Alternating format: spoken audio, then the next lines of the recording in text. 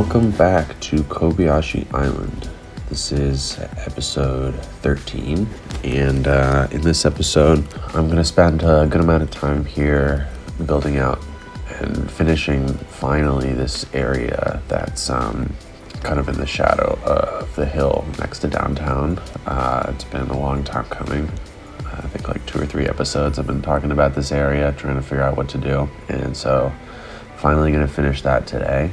The centerpiece of this area, besides obviously the dam, which was built before, and the reservoir, is going to be this kind of hotel here. I have this Hilton hotel asset that I really like the shape and size of. I think it's a really cool looking building, and kind of going to place that down along with a little parking lot and kind of like a big garden, pool, spa area in the back. With a view of the lake. So you can see me kind of now placing down the parking lot areas, using the parking lot roads, which are a really great mod. It kind of like allows you to build a road that's a functioning road. You can build buildings off of it if you want, but it's super wide and cars only drive up certain areas of it, and it allows you to place down functioning parking spots in other areas of it. So cars can drive up and down the road, but you can still have cars like parked all up and down it.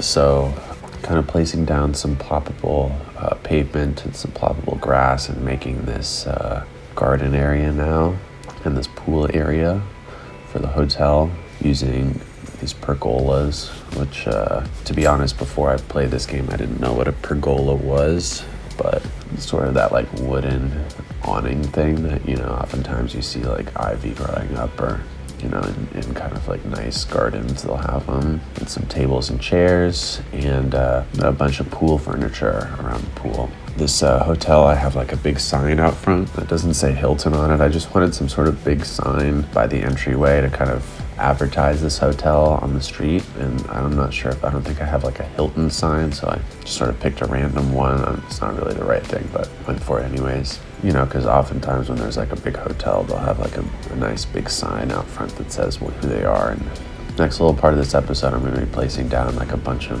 buildings to finish out this area. Right now I'm kind of placing down sort of like an apartment complex that's 3 high-rises along the water of the lake here. There's a great mod called the Painter mod, and I use that there.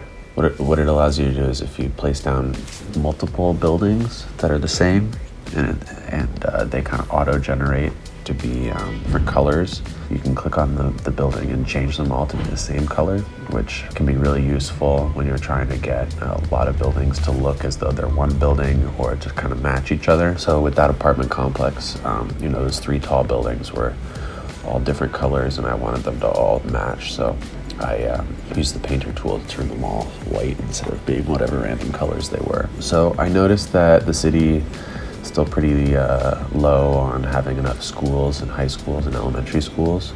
So you just saw me place down a really big high school in the center of that little area here next to the hotel. It was really quite a squeeze to fit such a large building into such a small space, but I think that's kind of the name of the game of this Kobayashi Island playthrough, is going to be squeezing things into places.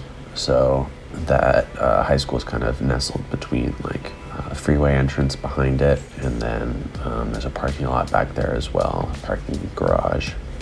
And then up in front here I'm building like a tiny little park that basically just has like one little building in it, and then some benches, and the boom crowd generator, which is a really awesome asset that I end up using a lot. Basically it's just an invisible square that acts as a park, and people will come and congregate there. It'll also improve land value if you don't go to the park's menu in the game. You know, it is a park, so a lot of times like I'll make a big plaza, and no one will be coming to it because I didn't use any actual park assets, but then you put the boom crowd generator in it, and then all of a sudden it's a real park and people will come to it.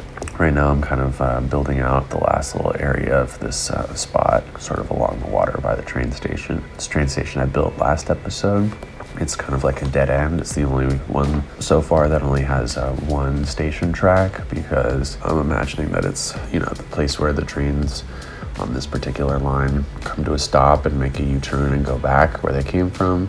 It does have like kind of a offshoot track that has like a sort of a parked train on it that will just always be sitting there. And it also has kind of some trucks and some maintenance stuff, so that's kind of like an area where if a train on this line needs to get fixed without having to go to like an area that will eventually be like it'll be like a train yard for the passenger trains. So this will be kind of like a quick version of that, like a quick little train yard if there's like a small issue that can be dealt with right then and there, as opposed to sending it all the way across the city to the real train yard. The last thing I'm going to do in this episode in terms of building is back in the oil area. There's sort of a little corner that I didn't finish in that other episode, so I'm going to go back and hit that and add a building there and a little parking lot. After that though, I'm going to do two things, one of which is I did some building of the networks in kind of like the residential farming areas outside of Old Town, and put down a lot of train tracks and roads. And it took me a good amount of time to do that, and I figured it was kind of boring to watch me just like fiddle around with roads forever. So I'm not really going to show that on camera. I'm just going to do a couple flyovers, kind of give you an idea of what was done, and maybe an idea of what will happen to those areas, generally speaking. I also, this episode, wanted to do a little explainer tutorial just to show how I deal with the visual settings in this game. I don't really have like the most crazy computer. I see some people sometimes on YouTube with really unbelievable frame rates and a lot of stuff going on, and I just think to myself, man, you must have the craziest computer. And for me, I don't really have a computer that can do all that sort of crazy visual stuff. And so for me, it's kind of a balance between getting something that looks good and getting something that plays at a decent frame rate, which is obviously, I've mentioned it before, why I kind of went crazy on the mods and deleted and got rid of a lot of them, and try to currently play with as few as possible. But the sort of visual settings is a whole nother thing where, this game can look very different, depending on how you play it. The vanilla version is sort of very yellow, and it all comes down to sort of what LUTs you use and what theme mixer settings you use, and how if you have the relight mod and whatnot. So about to be done with this, I'm going to jump in here to kind of flyovers of the networks that I was working on.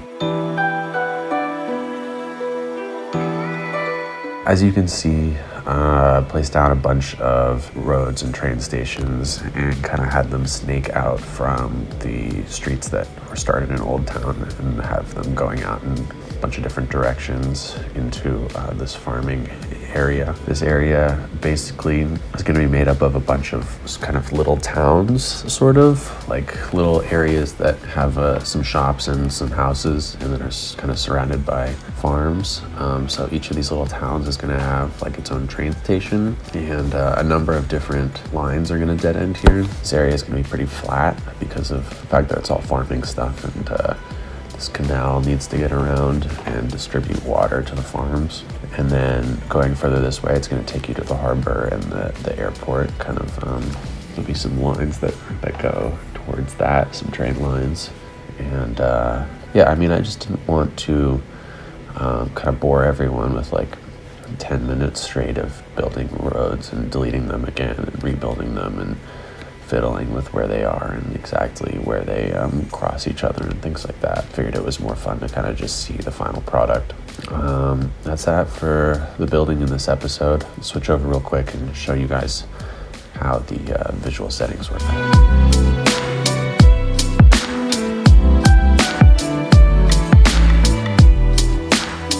First thing I'm going to show you guys is the theme mixer, which I think is the single most important thing.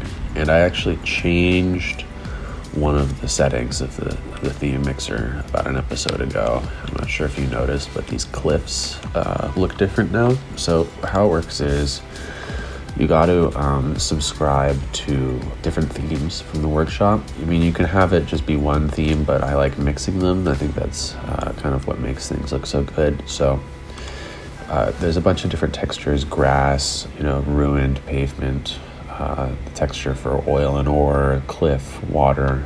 So if you go into grass, I personally have a number of different themes here. I mean, the whole thing here is just kind of clicking through and finding like a good theme for each individual setting here. I think I used the owls albedo theme for roads, the Abu Simbel theme for sand, Springwood theme for grass, and the Vatterchen Frost theme for the water, and this Cleara map theme for cliffs. So that's kind of what I do.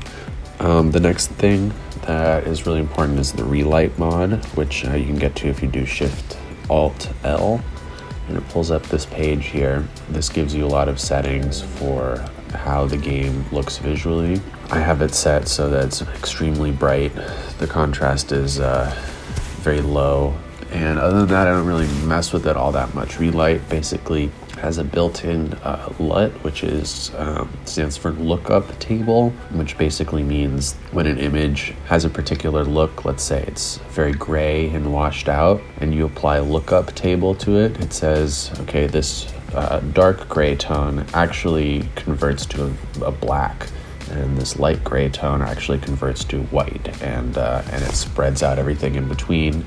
And it's basically like remapping the color hues and values to be something else. So LUTs are pretty powerful in this game, and can really make your stuff look amazing. And that's kind of why the vanilla game looks so yellow, is because it has an extremely bizarre LUT on it, or really no LUT on it. And when you apply a LUT through the relight mod, it kind of like makes it look much more normal. So that's about it for the visual settings of the game and how I get it to kind of look like this. Next episode, I'm going to be focusing on the area that I just placed down all the networks in, kind of expanding out into the farmland a little bit. So yeah, till next time.